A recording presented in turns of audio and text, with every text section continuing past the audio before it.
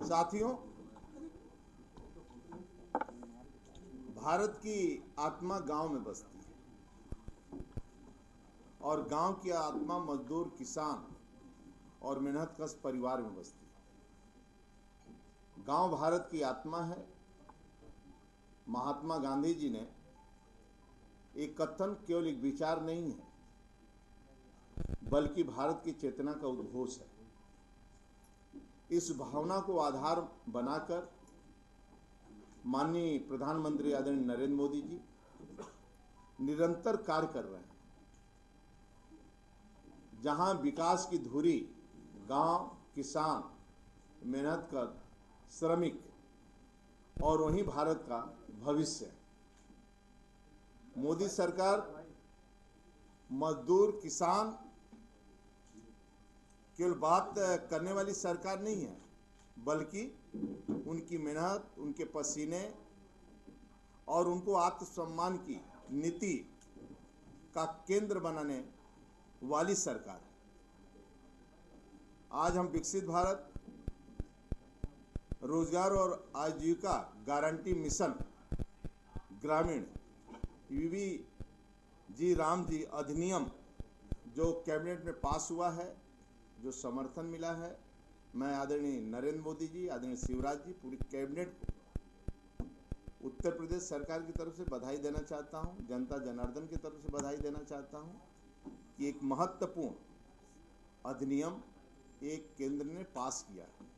ये केवल सरकार का एक प्रस्ताव नहीं है, यह भारत के श्रमिक की गरिमा और सम्मान का प्रस्ताव है। आज अगर ये इमारतें खड़ी है तो उसमें मजदूर की मेहनत की ईंट लगी है। यह अधिनियम मजदूर को केवल एक कामगार नहीं बनाना है, उसे राष्ट्र के निर्माता मानता है। माननीय मोदी जी के कुशल नेतृत्व में यह अधिनियम कहता है कि मजदूर का पसीना शोषण के लिए नहीं, सम्मान के लिए। मजदूर का श्रम और असुरक्षा के लिए नहीं, अस्थायित्व के लिए। मजदूर का भविष्य अनिश्चित के लिए नहीं, सुरक्षित होना चाहिए। कांग्रेस के समय मनरेगा आया, लेकिन परिणाम निराशाजनक रहा। काम बिखरे हुए थे, संपत्तियां अधूरी थी, भ्रष्टाचार भयंकर हावी था और मजदूर फिर भी असुरक्षित था। कई बार जांच में फर्जी जॉब कार्ड और फर्जी लाभार्थी पाए गए। साथ ही 290 करोड़ रुपए की 10,91,000 गड़बड़ियां सामने आ गई। माननीय प्रधानमंत्री आदरणीय नरेंद्र मोदी जी ने एक सीधा सवाल पूछा, क्या 2005 की सोच 2025 की का भारत चलेगा? इसलिए उनके कुशल नेतृत्व में देश विकसित भारत और जी राम जी अधिनियम 2025 मिला, जो श्रम के क्षेत्र में व्यापक परिवर्तन लेकर आया है। विकसित गांव से ही विकसित भारत का निर्माण होगा। ये केवल नारा नहीं, राष्ट्र निर्माण का संकल्प है। रोजगार की गरिमा देता है, अस्थायी आजीविका बनाता है और पारदर्शिता बनाता है। अब रोजगार केवल राहत नहीं, सम्मान भी है। अब मजदूरी खैरात नहीं, उसका हक भी है। मित्रों, इसी तरह अब हर ग्रामीण परिवार को वर्ष में 125 दिन काम मिलेगा। यह सीमा केवल पहले मनरेगा में 100 दिन का था। अब उसे बढ़ाकर केंद्र सरकार ने, आदरणीय मोदी सरकार 125 दिन किया है, ताकि हर मजदूर को अधिक से अधिक काम मिले, अधिक से अधिक उसकी आय हो और अधिक सुरक्षित भविष्य का भरोसा मिल सके। वन क्षेत्रों के कार्य के लिए आदिवासी श्रमिक भाई बहनों के लिए विशेष रूप में ध्यान रखते हुए 25 दिनों का अतिरिक्त रोजगार प्रदान किया गया है, ताकि विकास की मुख्य धारा में उनकी भागीदारी और जीविका दोनों सशक्त हो। अब मजदूर के लिए 15 दिनों की प्रतीक्षा नहीं करनी होगी। इनका पेमेंट भी मजदूर की मेहनत का मूल अब साप्ताहिक भुगतान के रूप में सीधे बैंक खाते में समय पर और पारदर्शिता के साथ भुगतान होगा। बुआई कटाई जो महत्वपूर्ण फसल के किसानों के काम आता है, यानी जिसमें किसान को काम करना है बुआई और कटाई के समय, 60 दिनों का विराम है बीच में, क्यों किसानों के भी काम आ सके और वहाँ भी काम कर सकें, जिससे किसान भी आत्मनिर्भर हो सके और किसानों को सम्मान और खुशी मिल सके, उनकी खेती में आय भी हो सके। जो प्रमुख 4 मजबूत स्तंभ सरकार ने दिया है उसमें जल सुरक्षा, ताकि खेत को सूखे नहीं, ग्रामीण बुनियादी ढांचा ताकि गांव विकास से जुड़े, आजीविका संपत्तियां ताकि ग्रामीण की आय बढ़े, और जलवायु अनुकूल कार्य ताकि भविष्य सुरक्षित रहे। ये कानून केवल काम नहीं देता है, काम में भविष्य जोड़ता है। ये कानून भ्रष्टाचार पर सीधा प्रहार है।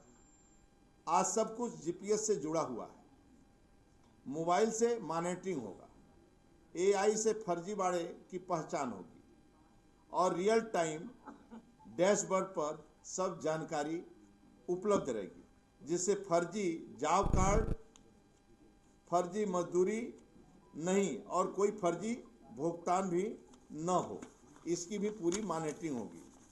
और जो सवाल पूछने हैं कि मनरेगा क्या है, उन्हें यह सच सुन लेना चाहिए, लेकिन वो दुष्प्रचार कर रहे हैं।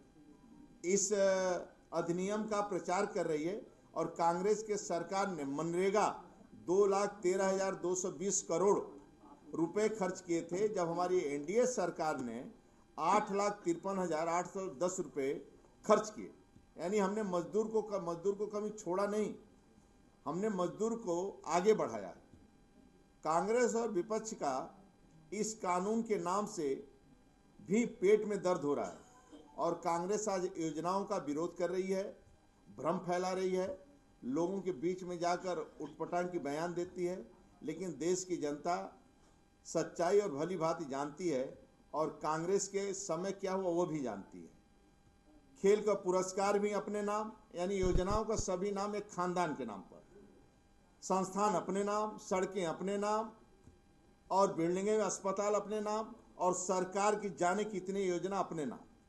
कांग्रेस के समय देश पीछे, परिवार आगे था, जनता थी प्रतीक्षा में और नामकरण था प्राथमिकता में। कांग्रेस ने योजनाओं को सेवा का माध्यम नहीं, परिवार का मंच बना दिया और परिवार का पूजा करने लगे। ग्रामीण आवास योजना, इंदिरा आवास योजना, ग्रामीण विद्युतीय योजना, राजीव गांधी ग्रामीण विद्युतीकरण योजना और सर्वोच्च खेल सम्मान राजीव गांधी खेल रत्न के नाम से। इतना नहीं, सरकार के लगभग 600 से अधिक सरकारी संस्थानों और योजनाओं के नाम गांधी परिवार के नाम पर रखा गया। इन नामकरण के समय कांग्रेस ने न नेताजी सुभाष चंद्र बोस को याद किया, न ही सरदार पटेल साहब को याद किया, न जय जवान जय किसान आदरणीय लाल बहादुर शास्त्री जी को भी याद नहीं किया। वहीं आदरणीय मोदी जी ने सेवा से जोड़ा नामों को। राजपथ बना कर्तव्य पथ, राजभवन बना लोक भवन और रेस कोर्स रोड बना लोक कल्याण मार्ग और प्रधानमंत्री कार्यालय बना सेवा तीर्थ। ये आदरणीय मोदी जी ने गांव तक इसको और लोगों के बीच में क्या करना चाहिए वह करके दिखाया। आदरणीय मोदी के नेतृत्व में ये गांधी जी के ग्राम स्वराज की भावना है, राम राज की दिशा में बढ़ते हुए कदम है और विकसित भारत 2047 का मजबूत आधार है। ये मजदूर को मजदूरी नहीं, सम्मान है। माननीय प्रधानमंत्री जी आदरणीय नरेंद्र मोदी की मंशा बिल्कुल स्पष्ट है। विकास की यात्रा में मजदूर पीछे नहीं और बल्कि विकास के साथ कंधे से कंधे मिलाकर आगे बढ़े। मैं मीडिया के माध्यम से राज्य के हर श्रमिक भाई बहनों से कहना चाहता हूं, अब आपका श्रम केवल आज की रोजी नहीं है, अब आपकी मेहनत भारत के उज्जवल भविष्य की नींव है। और राज्य के सभी जनता जनार्दन की तरफ से और राज्यवासियों की तरफ से, सभी लोगों की तरफ से आदरणीय मोदी जी को हम लोग बधाई देते हैं, शुभकामनाएं देते हैं। जो देश और गरीब के हित में काम करते हैं, इसी तरह काम करते रहें, हम लोग हृदय से उनको बधाई देते हैं।